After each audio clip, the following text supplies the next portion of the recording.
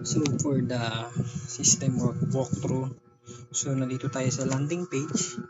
So makikita nyo dito yung health updates. So yung iba't ibang health updates.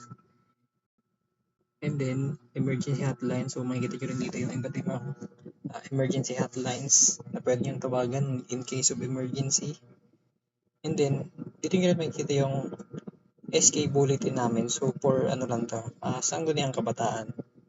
So pag pumasok tayo dito, so dito makikita nyo lahat ng mga announcement ng activities ng SK regarding sa SK.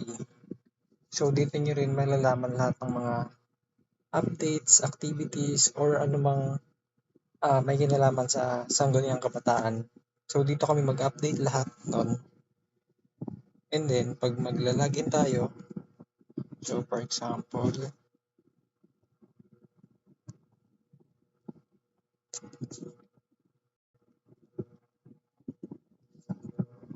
so yan, dito tayo dadalhin.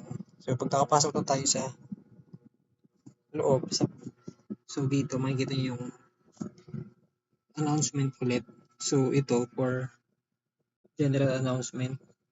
So for available services, makikita nyo dito yung SK program and then yung youth profile. So yung youth profile pala is available lang siya for 15 years old up to 30 years old na residents. And then itong pag pumunta tayong SK program, so it's for ano lang, transparency purposes. So dito makikita nyo lahat ng budget ng SK for the specific year. So ito example 2023. So yung SK Admal Barangay Youth Investment Program, kita nyo rin dito. So SK Project Procurement Management Plan, makikita nyo rin. And then yung mga pinapasang SK Resolution. So para naman siyempre, transparent tayo sa kung ano man yung kinikilos o yung mga budget and then yung mga activities na ginagawa ng ating Sangguniang Kabataan. So dito naman tayo sa youth profile. So ito,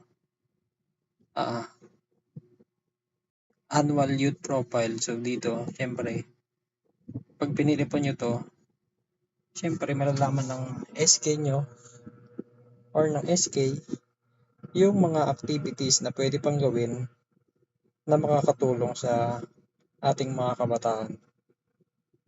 So that's all for our SK services. So dito makikita nyo rin yung notif and then yung profile. And then bago kayo makapag-login, syempre need nyo muna mag-sign up, mag-register rather. So dito yun. So that's it for the system walkthrough.